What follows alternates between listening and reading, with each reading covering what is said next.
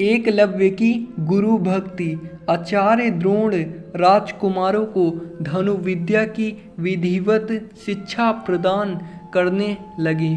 उन राजकुमारों में अर्जुन के अत्यंत प्रतिभावान तथा गुरु भक्त होने के कारण वे द्रोणाचार्य के प्रिय शिष्य थे।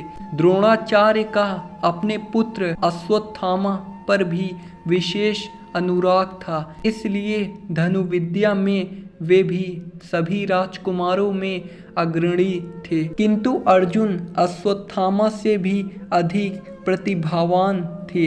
एक रात्रि को गुरु के आश्रम में जब सभी शिष्य भोजन कर रहे थे, तभी अकस्मात हवा के झोंके से दीपक बुझ गया।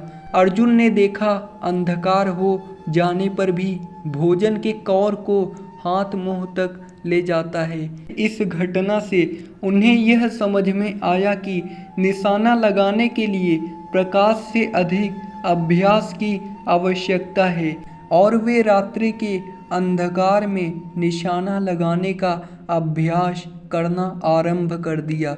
गुरु द्रोण उनके इस प्रकार के अभ्यास से अत्यंत प्रसन्न हुए। उन्होंने अर्जुन को धनुर्विद्या के साथ ही साथ गदा, तोमर, तलवार आदि शास्त्रों के प्रयोग में निपुण कर दिया। उन्हीं दिनों हरण्य धनु नामक निषाद का पुत्र एकलव्य भी धनुर्विद्या सीखने के उद्देश्य से द्रोणाचार्य के आश्रम में आया, किंतु निम्न वर्ण का होने के कारण द्रोणाचार्य ने उसे अपना शिष्य बनाकर स्वीकार नहीं किया। निराश होकर एकलव्य वन में चला गया। उसने द्रोणाचार्य की एक मूर्ति बनाई और उस मूर्ति को गुरु मानकर धनुर्विद्या का अभ्यास करने लगा। एकाग्रचित्त से साधना करते हुए अल्पकाल में ही वह धनुर्विद्या में अत्यंत निपुण हो गया। एक दिन सारे राजकुमार गुरु द्रोण के साथ आखेट के लिए उसी वन में गए जहाँ पर एकलव्य आश्रम बनाकर धनुर्विद्या का अभ्यास कर रहा था।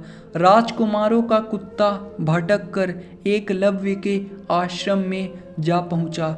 एकलव्य को देखकर वह भौंकने लगा। इससे क्रोधित होकर एकलव्य ने उस कुत्ते पर अपना बाण चला कर उसके मुंह को बाणों से भर दिया।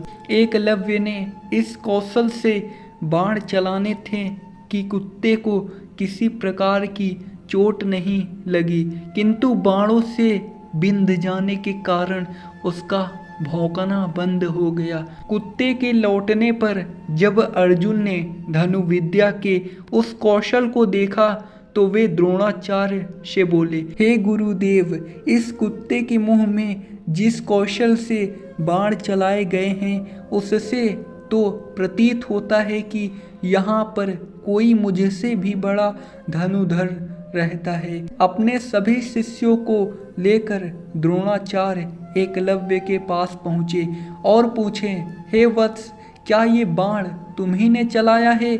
एकलव्य के स्वीकार करने पर उन्होंने पुनः प्रश्न किया, तुम्हें धनुर्विद्या की शिक्षा देने वाले कौन हैं? एकलव्य ने उत्तर दिया, गुरुदेव, मैंने तो आपको ही गुरु स्वीकार करके धनुर्विद्या सीखी है। इतना कहकर उसने द्रोणाचार्य की उनकी मूर्ति के समक्ष ले जाकर खड़ा कर दिया।